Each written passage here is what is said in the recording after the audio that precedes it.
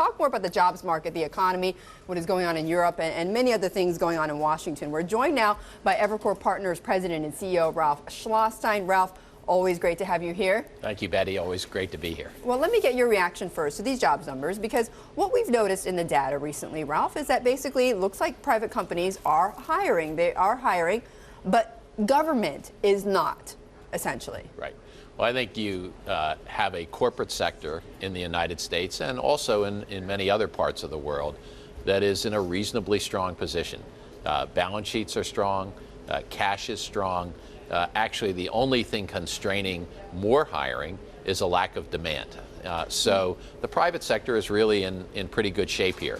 The government sector, which we all know both at the federal level and at the state and local level, has gotten, in the case of the federal government, too large a deficit, and in the case of state and local governments, lower revenues, and they have to operate with balanced budgets, so they are cutting back on employment. And we've seen a pretty consistent trend over the last 18 months or so of that nature, and we should expect it to continue. Right, basically as austerity takes hold, not just over in Europe, but here, we're not going to expect much jobs growth out of the government. Let me just play for you, talking about government. We had Congressman John Mica on yesterday, and of course he's one of those who opposes President Obama's jobs bill, and he opposes one part of it, along with others, but a significant part of it is the infrastructure bank. I just want to hear what he has to say and play that for you.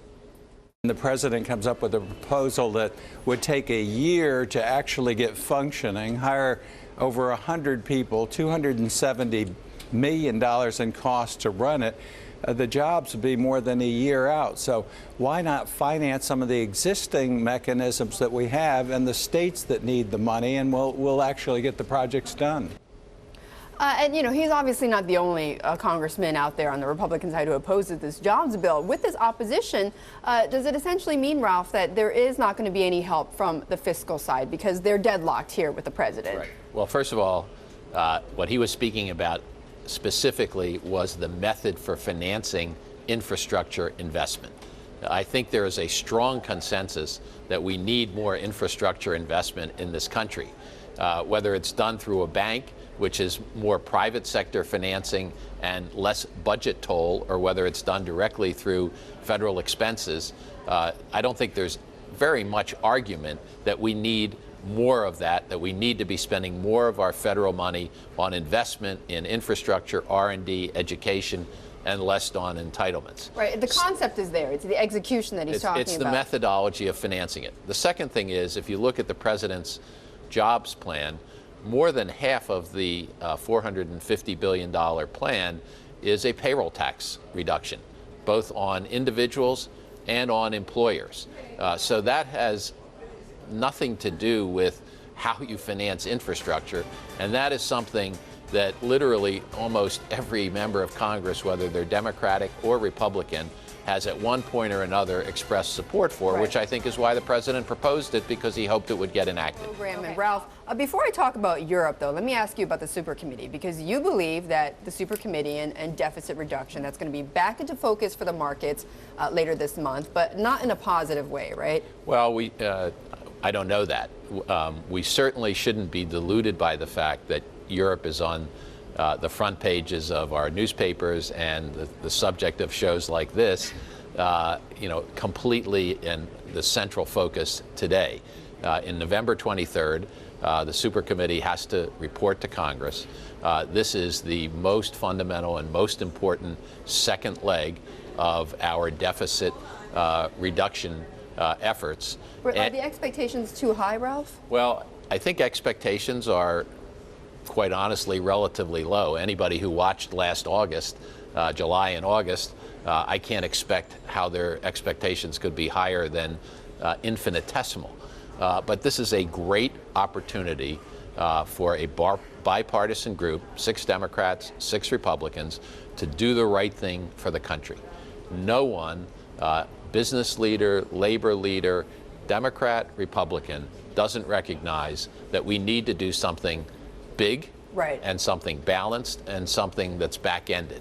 Ralph, is it going to be as critical for the markets this time around as it was back in August? Well, it's not the focus of the markets today because, as I said, Europe is so front and center. Right. But as we get closer, if we have another example of a failure of our leaders to come to even the most simple opportunity and take advantage of that opportunity, I think we once again will have the U.S. at a risk of downgrade by perhaps another rating agency, our debt in focus again, and that will very quickly take the spotlight off of Europe and put it back on our own political system. Sarah has been reporting on it in Italy. I mean, you've got to wonder how much longer can Italy have before basically they get sucked into this full-blown crisis in Europe?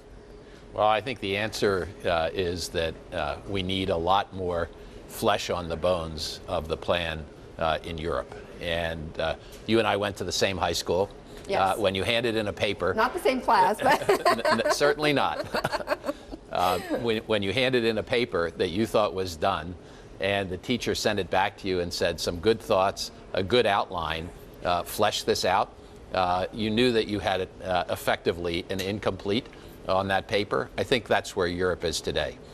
They recognize the problem, they recognize the scope of the problem, but they don't have a detailed plan yet. What's missing, though? Well, what's missing is details on how they're going to recapitalize the banks.